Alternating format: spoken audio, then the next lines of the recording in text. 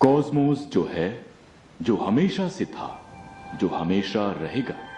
चलिए मेरे साथ एक अनोखे सफर पर।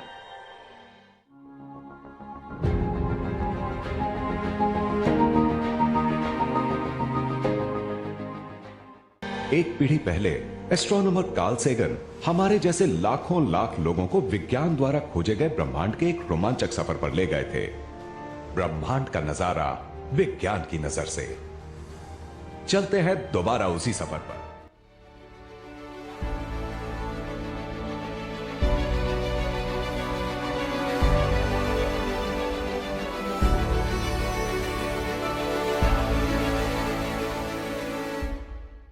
हम एक ऐसा सफर शुरू करने वाले हैं जो हमें बहुत छोटे से लेकर अनंत तक और वक्त की शुरुआत से लेकर सुदूर भविष्य तक ले जाएगा।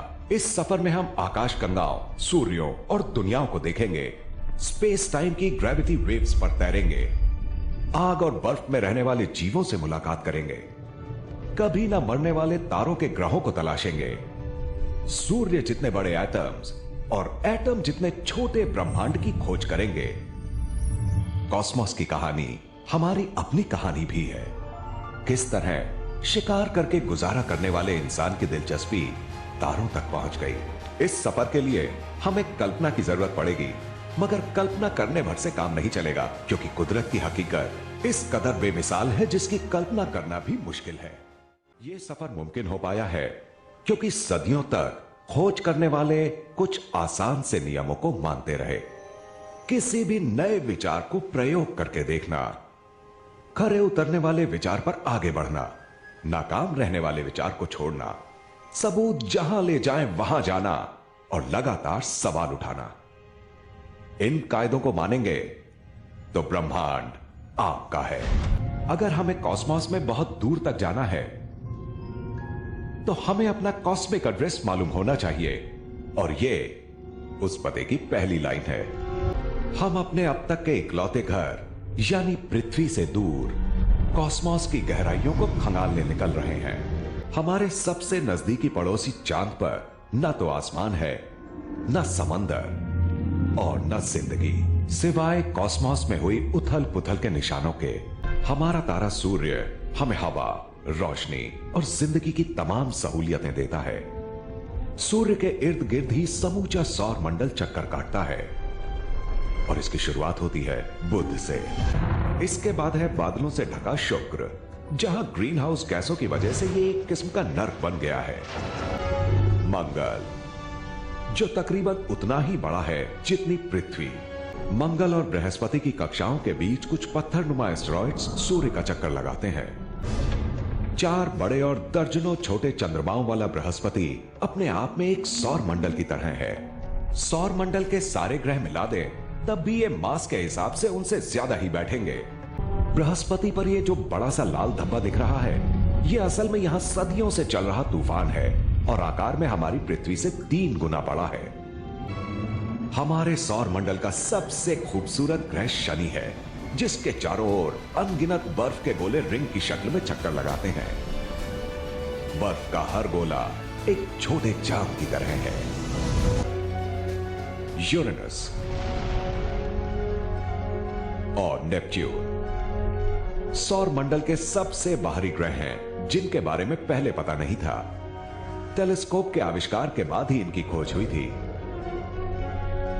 इन बाहरी ग्रहों के आगे लाखों की तादाद में बर्फीले पिंड हैं, और प्लूटो उन्हीं में से एक है। हमने अब तक जितने भी अंतरिक्ष यान भेजे हैं, उनमें से सबसे ज्यादा दूर गया है वॉयेजर 1। इसमें कुछ संदेश भेजे गए हैं जो करोड़ों साल बाद भी हमारे बारे में बताएंगे, जैसे कि हम कौन थे, हमने क्या किया और कैसा संगीत तैयार किया। यह कॉस्मोस एक बहुत बड़े समुद्र की तरह है, और जैसे जैसे इसमें आगे जाएंगे ऐसी अनगिनत दुनियाएं मिलेंगी। यहां से देखने पर सूर्य किसी दूसरे तारे जैसा ही नजर आता है, मगर तब भी ये खरबों बर्फीले पिंडों को अपने गुरुत्वाकर्षण से बांधे रखता है। तकरीबन 5 अरब साल पहले जब सौर मंडल बना था, ये बचे खुचे टुकड़े तभी से मौजूद हैं। इनको ऑड क्लाउड के नाम से जाना जाता है।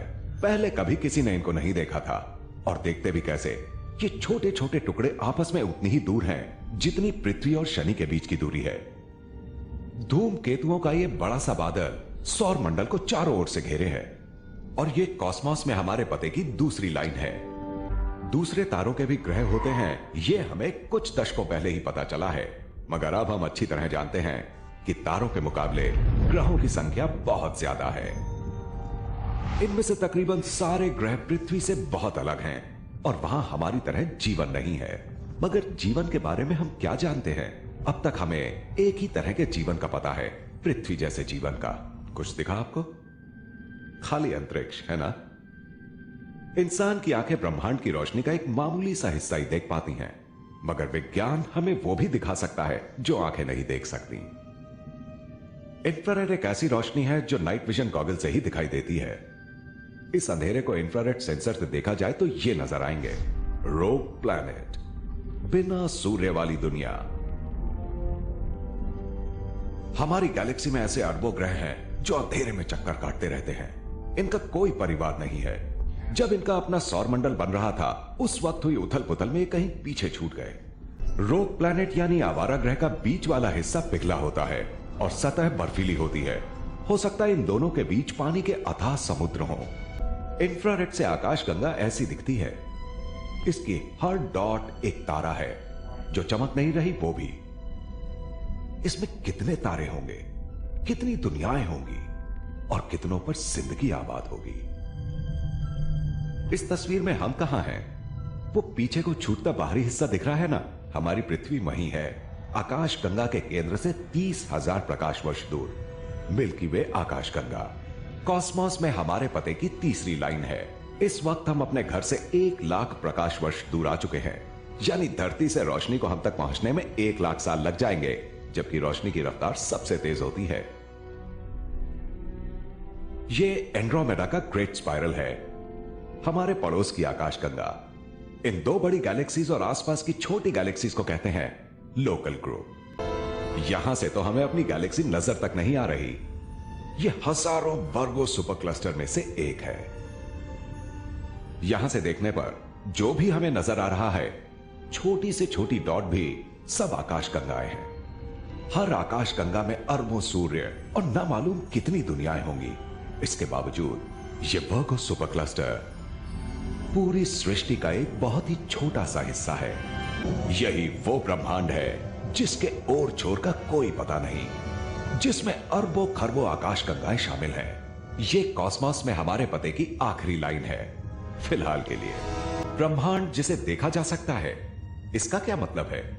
इस काल्पनिक अंतरिक्ष यान में सवार होने के बावजूद हम अंतरिक्ष में एक तय सीमा से आगे नहीं देख सकते। ये ब्रह्मांड में हमारी अपनी सरहद है।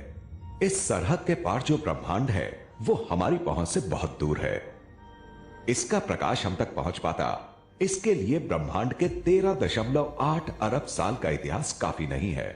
हम में से कईयों को लगता है कि ये सब कुछ, ये सारी दुनियाएं, तारे, आकाशगंगाएं और क्लस्टर्स जो हमारे दिखने वाले ब्रह्मांड का हिस्सा है, असल में ऐसे ही दूसरे ब्रह्मांडों के महासागर की एक बूंद के बराबर हैं, जिसे महाब्रह्मांड कहा जा सकता है। सृष्टियों की सृष्टि जिसका कोई और छोर नहीं।